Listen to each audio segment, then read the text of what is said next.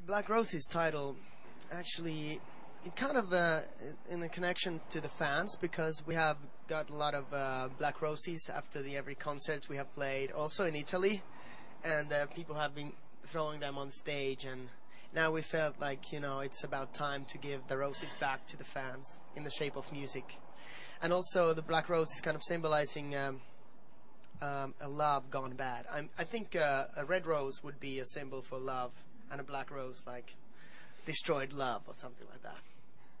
The album is mostly inspired by the way of making it, because this time around we wanted to make everything kind of backwards. Um, First of all, we wrote a story going through the whole album, like it's called Black Roses, and every song title we have is a little chapter inside the story.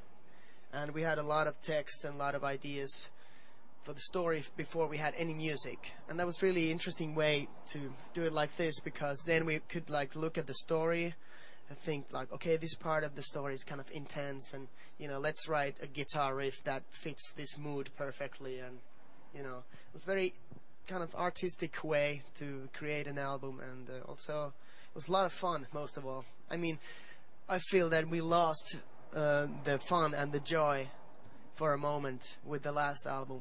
We were too stuck in that image, and we were too much following the recipe how to make a hit song for the Rasmus, and somehow we really wanted to get out of that category and like start all over again. This album took about a year and a half to make, which is a very long time, being in different studios and traveling different places in the world, and also we got a new producer for this album.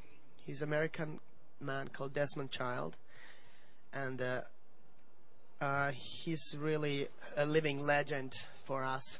I mean, I grew up by listening to his songs, like what he's done with Kiss or Alice Cooper or Aerosmith, and basically in the 80s when I opened the radio, somehow Desmond Child was involved with every song I could hear at that time. And after 15 years we finally worked together, and it's like circle is kind of complete, because I think we got a lot of influence to our music from him, like back in the days. Desmond sent an email, or I got an email through some colleagues from Desmond, and he was writing that, do you know this band called from Finland called the Rasmus?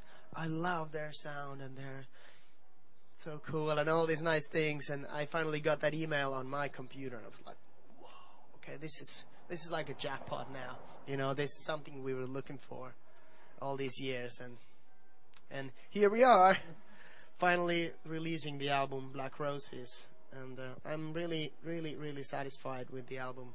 I think it's somehow I call it the best of the Rasmus album, because I think on this album we have all the best sides of the band, all the most original points kind of like put together on one album.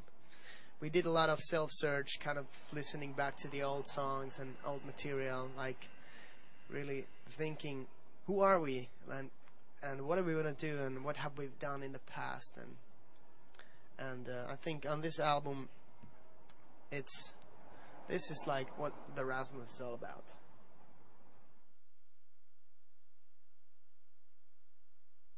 World Without You is the first single from the album, but also it was the last song we wrote for the album, because I was feeling, or we were feeling with the band, that we have a really good album, but one piece is missing, like one final song. And then we came together one last time, and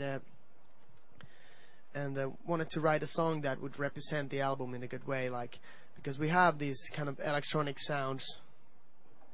You damn bee! We have these electronic sounds on the album, but also we have the hard rock 80s vibe, and somehow to create a song that would be a perfect first single, and this is what we came up with, and I'm really happy about this song. I think it's very unique and very Rasmus like.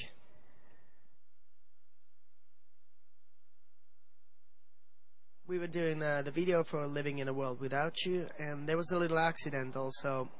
It was maybe the second last picture we were shooting for the video, and I was being pushed against this huge glass window by this police team that they are arresting me, and it's this scene in the video, and all of a sudden the big glass broke down on my face, hit my eyes and my neck, and like it was a really serious situation there because it could have cut my aorta or something, and only thing I actually got was a little scratch here on the shoulder, and my finger was cut, but it's kind of a shocking thing because it could have been the end of me or something.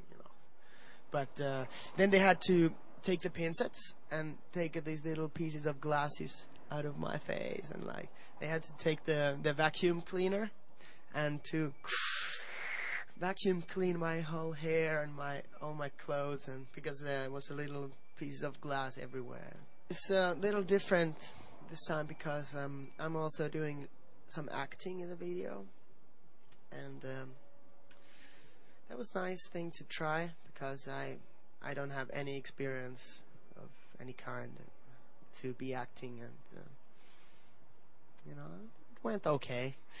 I think it gives the video a new level in a way.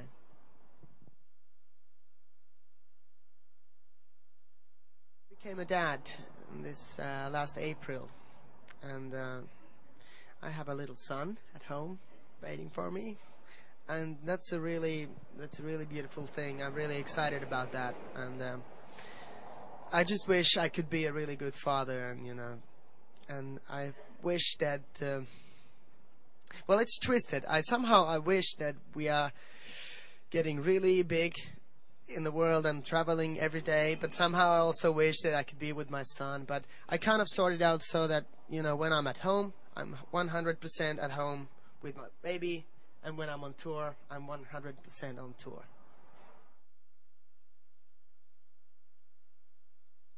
We're just putting the tour plans together now, and looks like we're gonna come to Italy maybe in February next year. So we have to wait a little bit, but that's what's the situation right now. So February we'll come to maybe play a couple of concerts in Italy.